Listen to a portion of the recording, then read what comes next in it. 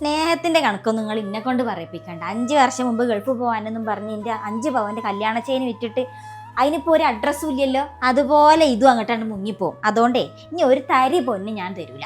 ഇതൊക്കെ ചോദിക്കുമ്പോൾ അങ്ങനെ എടുത്തു തരാൻ നിങ്ങളിവിടെ ഉണ്ടാക്കി വെച്ചിട്ടൊന്നുമില്ലല്ലോ. എൻ്റെ ഒപ്പം കഷ്ടപ്പെട്ട് ഉണ്ടാക്കി തന്നതാണ് ഇതൊക്കെ.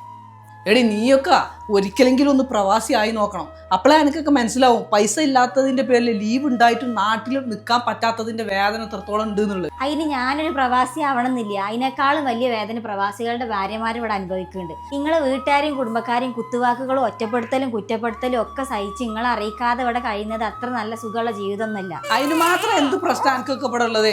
എനിക്ക് ഇവിടെ ജീവിക്കാൻ ഇവിടെ വീടില്ല, എനിക്ക് 4 നേരം ഫുഡ് കിട്ടണില്ലേ, എനിക്ക് കുട്ടികൾക്കുള്ള ഡ്രസ്സും കാര്യങ്ങളൊക്കെ ഇവിടെ കിട്ടണില്ലേ, പിന്നെ എന്തിന്റെ കുറവാണ് നിങ്ങൾക്ക് ഇവിടെ ഉള്ളത്? മനുഷ്യന് ആവശ്യത്തിന് പരിഗണന കിട്ടാതെ ഒരു സമാധാനം ഇല്ലാതെ എന്തുണ്ടായിട്ട് എന്താ ഇവിടെ കാര്യം?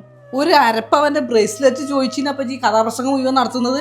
ഞാൻ പറയും, ഇനിയും പറയും. നിങ്ങൾക്ക് നിങ്ങളെ ബുദ്ധിമുട്ട് പറയാൻ പറ്റുമെങ്കിൽ എനിക്ക് ഇൻ്റെതും പറഞ്ഞൂടെ? നിങ്ങൾ ഇവിടുന്ന് പോയാൽ നിങ്ങൾ വരുന്നത് വരെ നിങ്ങൾ പറയണ നുണവാഗ്ദാനങ്ങൾ സ്വപ്നം കണ്ടിട്ടാണ് ഞങ്ങൾ ഇവിടെ ജീവിക്കുന്നത്. എന്തൊക്കെയാ നിങ്ങൾ പറയല്? അവിടെ പോകണം, ഇവിടെ പോകണം, കപ്പലിൽ കയറണം, വിമാനത്തിൽ കയറണം, എന്നിട്ട് എവിടേക്ക് ഞങ്ങളെ കൊണ്ടുപോയി? ഒന്ന് കോഴിക്കോട് ബീച്ചിൽ പോയി, പിന്നെ പേരിന് ഒരു ദിവസം ഒരു 1 ഡേ ടൂർ ഊട്ടിക്കും പോയി. അത്രല്ലേ ഉള്ളൂ. അത് പിന്നെ സമയം കിട്ടാത്തോണ്ടല്ലേ പോവാനേ, അല്ലെങ്കിൽ പോവില്ലേ? അതാണ്. നിങ്ങൾക്ക് നാട്ടിൽ വന്നാൽ ഞങ്ങളെ കൂടെ സ്പെൻഡ് ചെയ്യാൻ ടൈം ഉണ്ടാവില്ലല്ലോ. ഇല്ല, എന്താ കാരണം? നിങ്ങൾ ഫുൾ ടൈം നിങ്ങളെ ചങ്ങായിമാരെ കൂടെയാണ്.